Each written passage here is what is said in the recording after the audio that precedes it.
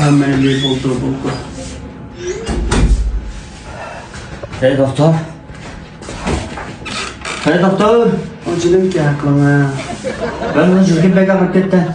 Görüp baksan. Ama hazır kırdım cuma. Hazır kırdım. Mehmet çiğdem meberge.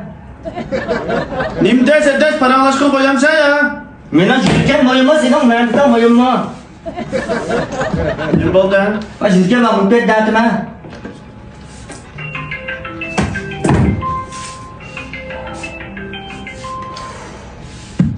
Sen buyum. Benim ya bütün buyum emez.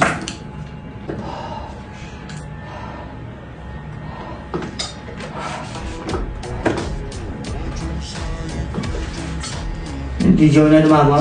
Defa jürgen shopping olsa kalk gitti lan. Mau kuliah kau nggak cinta kawasan? Shopping belum sokmat.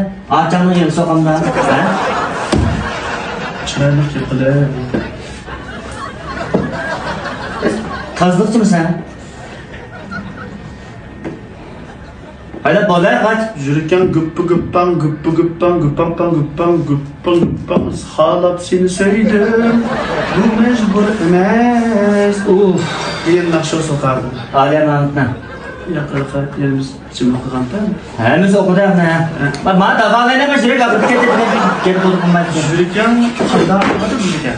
Benim Türkiye'm mucuk arabada. Ya bu manda diyen bu jürek ağrıp ketkendan emez. Onun ağrıdı. Aşkın ağrıvatı da kaç davalayap kendine. Kanda ağrıvatı da bana yaxşı ifade etpersen, jürgen'in kanda ağrıvatkalıkının bana yaxşı ifade etpermesen ben senin jürgen'in kanda davalayayım. Senin jürgen'in kanda haletde, kanda ağrıp gitpağılıkı, kançilik ağrıp gitpağılıkını bana etpermesen, jürgen kanda ağrıvatı da. Ya Türkiye'm lan. Burada arabada. Hem de bundan kumse, he? Hele ağrıp da jürgen lan. Ağrıda hiç yok. Sonuçta martını bulmam sen deyme. Jürgen'le ciddi tutmuşsun. Ben sana bir numara depreye kayla. Tazlıkçı mı ya doktor mu? Ben doktorxanada işləyətxana 30 yıl oldu dedim. Ben sana bir telefon numara depreye ciddi kutkuzuş maşinesinin telefon numara 96 999. Bu şirket doktorxanadan çıkan mimarlar hem doktorxanaya yetkililgan yoki rayil atlab davolanadigan bemorlarga qarata ciddi kutkuzuş maşina mulozimati bilan ta'minlaydi. 24 saat a'lo mulozimat qiladi. Mulozimat qiziq liniyasi 96 999. Bu şirket yuqori darajali organlarniki tasdiqlashini o'tgan. Bahası muvafiq en işençilik amma üçün a'lo mulozimat qilishni nishon qilgan şirket. Ucu tarak turuq, ichi paraholik beriga. Şengara beriga en de diplomat mello onson şibbet flu suqash.